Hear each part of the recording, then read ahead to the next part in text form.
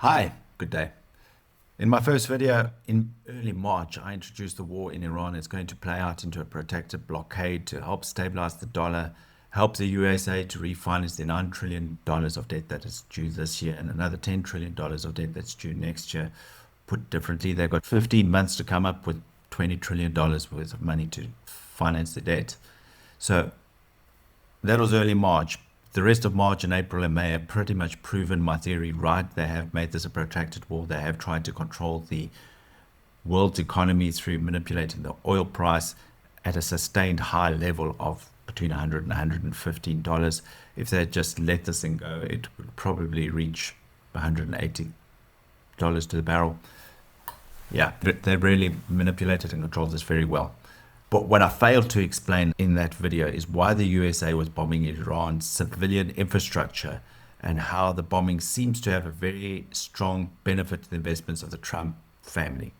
Okay, as you can see on my screen here, Jared Kushner, the son-in-law of Donald Trump, and other Trump investment family members invested in the Middle East. They are benefiting tremendously from this war. Okay. Understanding what I'm about to explain will also help you understand why the Iranians are hitting back at the neighboring Gulf friends, so to speak. So, with that said, let's get into this. My name is Jeffrey Forrester. I'm an economics graduate, history nerd. These are my opinions, and I encourage you to do a little research on yourself on any of the points that I bring up, and please come to your own conclusions. Moving on. Okay, so I call this the corridor wars. There are three corridors in play here, and there are three corridors that are in the battlefield, so to speak. What do I mean by a corridor? Basically, I'm referring to trade routes. In short, trade routes are the leverage that allows empires to convert land and people into wealth and stability. If you're sitting in the middle of a trade route, you're going to decide what currency those things are traded in. You're going to decide what's going where and who gets what and what the price of those goods are. All right. So being in the middle of a trade route has forged empires over centuries of history. We can go back in time all the way to the Byzantine Empire, which was originally the Roman Empire. The Roman Empire grew so dramatically because they controlled the Mediterranean trade routes. The Byzantine Empire was basically the Roman Empire shifting from Rome to Constantinople. They controlled the Silk Road coming in through Constantinople. At the same time, you had the Mongol Empire that kind of overlapped. The Mongol Empire was extremely wealthy because they controlled the Silk Road. Everything going into China and out of China, they had to go through the Mongols. They profited tremendously from it, a very wealthy nation. Then we move on, we've got the British Empire. The British Empire was basically based on a new kind of trade routes, and that was the sea trade. Once we started seeing ocean-faring ships that could trade between the east, bring goods back to the west, then sea trade became the dominant way of moving goods backwards and forwards because it was a lot cheaper and easier than putting it on a couple of camels and walking it from one side to the other. A lot faster. So the British Empire grew and pretty soon became the biggest empire the world had ever seen. Until World War I came along, World War II came along, and suddenly that power shifted, and the new naval world power was America. And America became the new policeman of the seas, so to speak. And they have enforced their gunboat diplomacy in the same way. Gunboat diplomacy, you've heard the term, look it up. It's pretty much exactly what America is doing right now. They're using gunboat diplomacy to control the sea routes. All right, and this has not gone lost on the other empires of the world today. So let's move on and have a look at what these empires have done. All right, we'll start off with the trade routes that are running through Iran. The first one is the INSTC, the Iranian North-South Transit Corridor. It was started in 2000. This was a project that was put together by India and Russia. They wanted to trade. The problem they had with the overland route, it had to go through Pakistan. India and Pakistan were not the best of friends. So they needed a way of bypassing it. So they used Mumbai to Bandar Abbas port in Iran. Let's have a look at that. Okay. So they came from Mumbai by ship, landed at this place called Bandar Abbas. All right, so landed there, ran by train, rail, and I suppose it's also a road network to Tehran. From Tehran, over that little construction site there, that's where the B1 bridge is, up through a country here called Azerbaijan. Now, to understand this route, clearly you need to know that Azerbaijan and its neighbor over here, Turkey, are good friends. And anything that goes through here, Turkey's going to find out about. Turkey is a NATO country, aligned country. So if you don't want NATO to know about it, don't use this route. So this is not the route that Iran and Russia are using to trade drones. All right, they use a different route. This trade route for India then was taken one step further. And if we're not trading with Russia, we're trading with Europe, we take a detour here. Instead of going north up into Azerbaijan, we take a detour and we head into Turkey and through Istanbul. Alrighty, so that is the Iranian north-south transit corridor. All right, there is a second part to that, like I mentioned and preluded to just now. If you've got goods that you don't want to go through Azerbaijan for the obvious reasons, then you are going to use the Caspian Sea. Understand the Caspian Sea. There are 5 nations that have controls in the Caspian Sea. That's Azerbaijan, Turkmenistan, Iran, Russia, and Kazakhstan. Okay, so those 5 nations all have access and rights to the sea, but the only navy in the sea, or should I say the only dominant navy in a major way, that's got a couple of speedboats, is Russia. So this is Russia's pond. Nothing happens in this sea without Russia wanting it to happen. So all those goods that come in and out of Iran that only Russia wants to know about happens through this sea. It lands at this port. It goes from this port to Iran. And then they use it. Okay. So I'm not going to go into this point here just yet. I'm going to explain this section of the route in detail just now. Okay, so moving on. The next transit route is what is called the BRI, the Belts and Roads Initiative by China. China started this in 2023, 10 years behind the original, but they were all aligned. The Russians, the Indians, the Iranians, they all got together and continued the building of this route. So this route is adding to that trade route. It's not competing with it, it's in unison with it.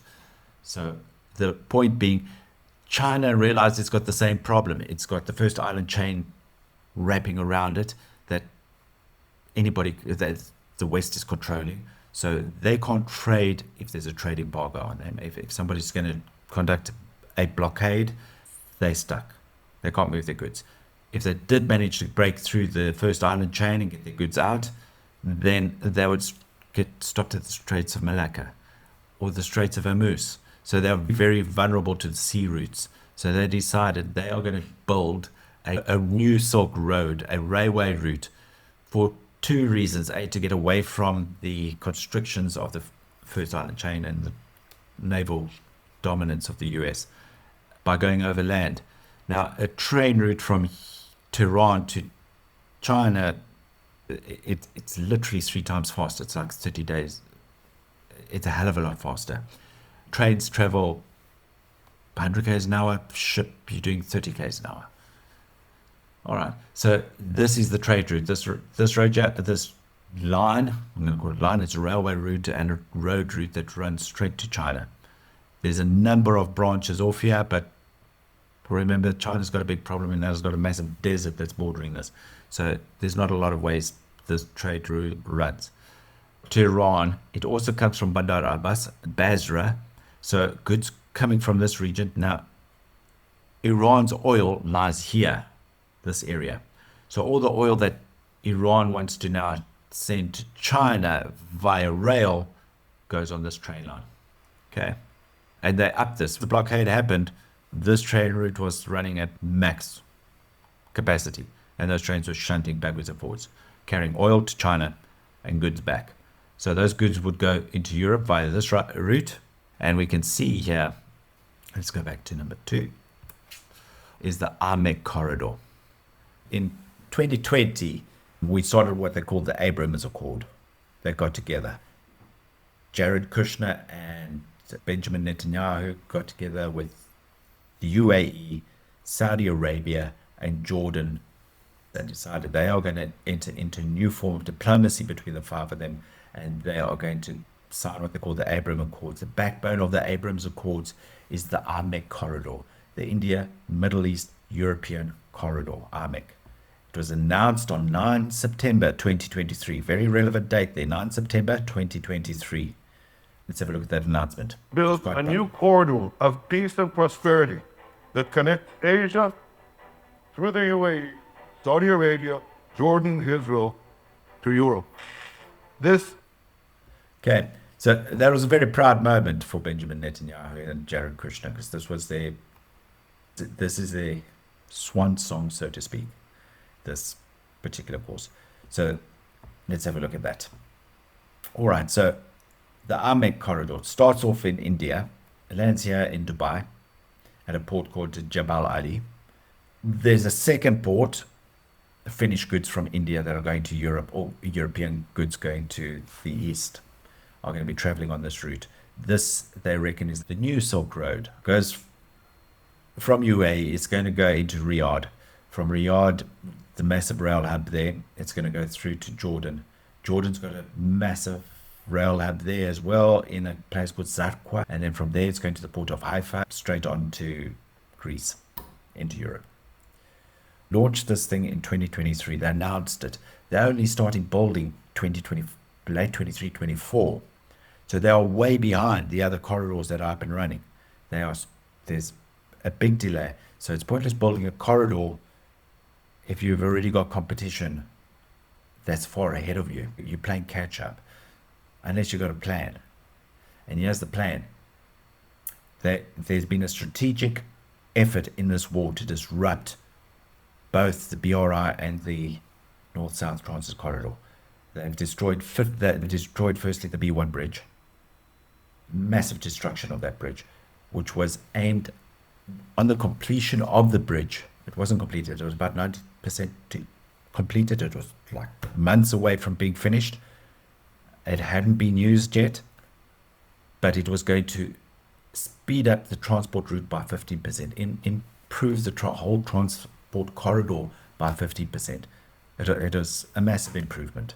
They've destroyed the highways. They've destroyed the Tehran-Tabriz access. This is the BRI West European link. They've destroyed the ports at Bandar Abbas access. Now, to understand that, the US government is saying we destroyed the port because that's where the Iranian Navy was blockading and shooting, etc. from. But they sunk all the ships. So if you sunk all the ships, why are you destroying civilian infrastructure? It doesn't really make sense. You've destroyed the ships. The Navy's out of the play. Now you're taking out the ports to make sure that your blockade's not working. You've got a blockade to stop military goods coming in. So you can't say it's military goods coming in, that's why you destroyed the port. You've destroyed the port because you want to delay the trade route that port provides. I can't see any other logical explanation, because Straits of Hormuz have been closed for 3 months now. So every month that the INSTC is disrupted for construction of bridges and etc., and please do a search on how many bridges have been destroyed. It's not just the one, it's many. Scan access for AMEC. The route avoids Iran completely, so they're using the other Arab states, the ones that have been shot at with drones, because the Iranians know what's going on. Okay, this is the backbone of the Abraham Accord. It's been announced to the world that this is the reason that the AMEC corridor is being built. Okay, so strategy: destabilize Iran, sever the INSTC, disrupt the BRI, buy time for AMEC, lock in the new world order. Right. On that, I'm just going to go back to this flag with this place here, and we can see the destruction. All these ports. There's a railway line that runs up here and across as well. This port here can be used if it's too dangerous to, and they were using that port until it was bombed. They've taken out a strategic space right here where these two roads cross, so they, how can I say, shut down both these routes at the same time. They've choke point there. They've taken out 2 bridges and a highway. Check this out. Now they're slowing it down. They're showing us the actual bombs coming in. I'm not 100% convinced. Those look like Mark 83 1,000-pound bombs. I'm not convinced that they wouldn't have used laser guided bombs to take out a bridge.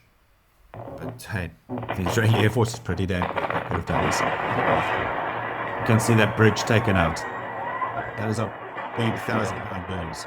Okay, and this is the kind of destruction we have seen to the infrastructure all along, and this trade route.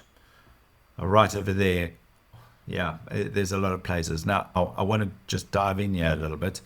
I'm zooming back in. We got the port here. If it was about stopping Shahed drones coming in, surely the destruction would be somewhere over here. But no, they have taken out the bridge, which is over here.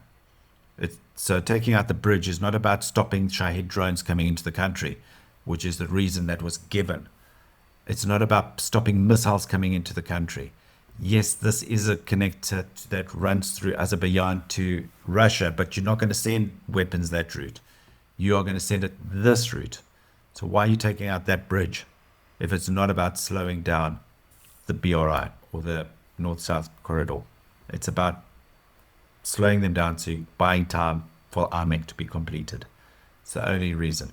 There's no logical reason that you're taking that bridge out. You can go one step further and say there was never ever any explosive material transported across that bridge other than the bombs that were dropped on it, because how could a Shahed drone be transported across a bridge that's not operational yet? It's only 90% complete. It was not there yet. So that's not really working yet. Okay, so we jump in back now to the AMEC corridor. They need time. They need to disrupt the BRI. They need to buy time for AMEC, and they need to lock in the New World Order, because whoever controls the trade route is going to control the New World Order. Is that going to be BRICS nations? Russia, Brazil, Russia, India, China, South Africa. I suppose South Africa is not really involved in this one. But yeah, these are all BRICS nations that are involved in the BRI.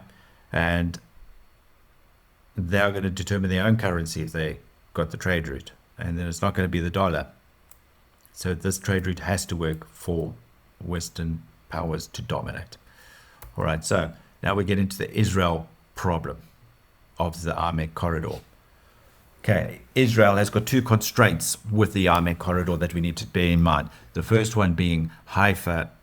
Sorry, let's go back a bit. We've got Haifa, port number one. We've got another one here down called Ashdod. These two are the only two deep water ports that are on the Mediterranean. Israel's got three deep water ports. The other one is Eilat, and that's down in the Red Sea. You can't see it here on the map. It's further down here. That goes down to the Red Sea and is dependent on the Houthis whether or not they're allowing goods to transport in and out. And yeah, who wants to have their hands tied like that? So remember I told you the AMEC corridor comes through to that Zakwa. Yeah, I remembered. Zakwa, that's around about here. And from here it needs to go across the border of Israel and to Haifa, or alternatively to Ashdod, one of the deep water ports. So both these ports are currently running at 100% already. So they need to be developed and the infrastructure developed dramatically, because both ports have to now produce three times more productive. So if the AMEC corridor ends up in Haifa, everything that Israel brings into the country that's not flown in, and trust me, this is an import-export nation, that everything comes in. They import everything. So that's going to, all of Israel's needs are going to come through the alternative port, which would be Ashdod if it's Haifa, or vice versa. All right, so both these ports are major areas for major development and investment. They've both got problems though. These are the major vulnerabilities that the port of Haifa have and the port of Ashdod have. The first one is Gaza is just 35 km from Ashdod. Now you don't want to be depending on a port that is 35 kilometers from a nation that is devoted to your destruction and shooting missiles at you. That's just not going to work. So remember, we saw the announcement of the AMEC corridor, which is in direct competition to the Iranian corridor, the BRI and the North-South Transit corridor. So they're not happy about this. Turkey's not happy about this. Egypt's not happy about this, because this is also going to alleviate the pressure that's on the Suez Canal. So all these people are complaining about Israel's reaction to the people shooting missiles at them. These people are shooting missiles extensively from the announcement of the AMEC corridor in 9 September. Then we just fast forward less than a month to 7 October 2023, same year, they are given instruction they have to invade Israel and capture Israeli people and take hostages and cause destruction and make sure the world knows that this corridor is not going to succeed because Iranian proxies don't want it to succeed. They are going to fight it to the death.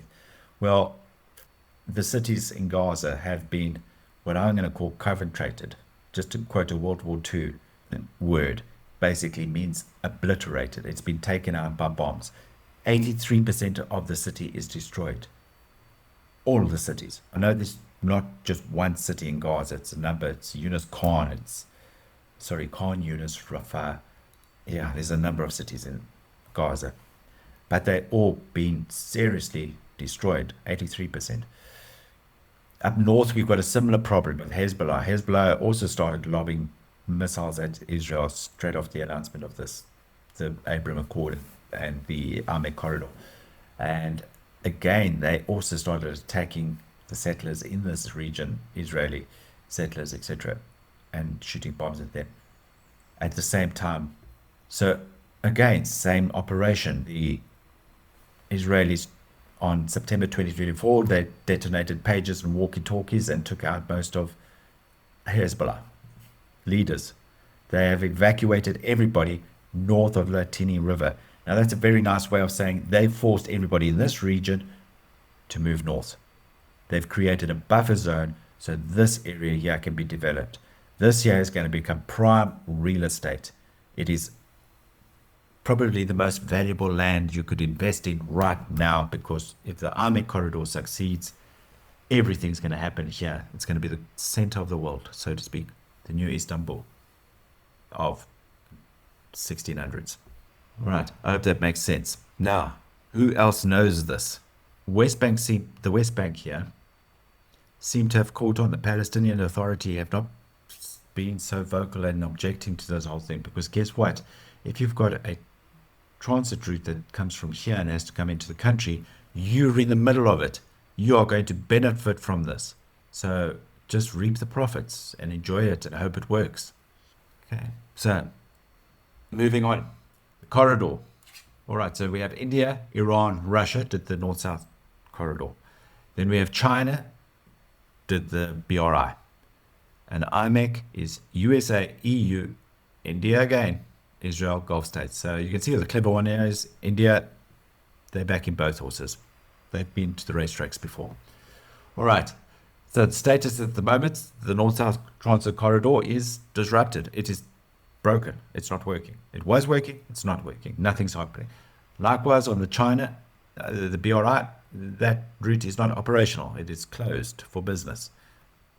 China had a great plan for if the trade routes were constricted via the oceans by the US Navy. They had plan B. Plan B just got blown up. This has been deliberate. Iran dependencies, both were dependent and both were very vulnerable to airstrikes. AMEC, their vulnerability is Hezbollah and Hamas Dansas. So yeah, that seems to be, they seem to have eliminated that. And you can see by the world what they are doing for Hamas. They're trying to relocate those people. They're not rebuilding for them. That prime real estate is too good now. So they are trying to relocate those people, taking them to Egypt, taking them to the West Bank, taking them to South Africa, all over the Middle East. They're trying to get these people out of there so that there's no longer this constant threat of people shooting and bombs at you in those prime locations. All right, so IMEC is on full production. So going back, we need to understand the investments. All right, so we understand that Haifa is going to be prime property. We understand that Ashdod is going to be prime property. We understand that Egypt has come back and said, oh, we propose that we rebuild everything here. Great for those who stay, because they are going to rebuild, but somebody's going to be contracted to do it. Who's benefiting? Who's contracted to do all that building?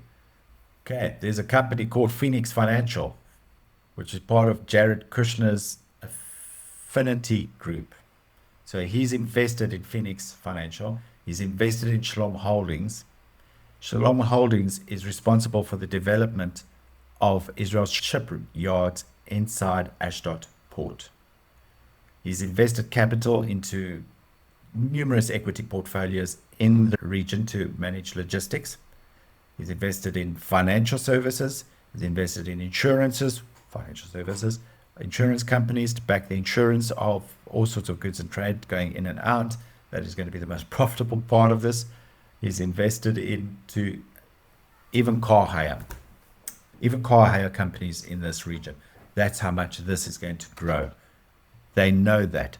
That's why the Affinity Group is investing big time in these areas. And that belongs to Jared Kushner. Jared Kushner's got a $5.4 billion company that he was given. Okay, here we go. So, Jared Kushner's Affinity Partners. It's an investment firm with $5.4 billion in assets. Direct investments in Shalom Holdings, co-owner of Israel Shipyards in the Ashdod port area. That's why I'm thinking Haifa is going to be one port, but Ashdod is going to be the major development. Okay, I think I've been through all of this. They have a lot of backers. They invested that diversified the investments in those companies all over. So they are controlling what's happening there financially. And that's the link between the Trump family and the trade wars that are happening right now. And it's not limited to that. Trump has also got his own investment company that's operating in the Middle East, that's got golf courses along the routes in Riyadh and Dubai and hotels in Dubai. Yeah, it's a lot of money, and it's worth a lot more right now. It's straight after this war, it's going to be worth even more. And that's the point I'm trying to get across to you. I hope you've enjoyed this video. Please like and share if you found it interesting. Please leave a comment below if you disagree with anything. You'd like to hear me go into more detail on something else. Please let me know. Thank you very much for your time.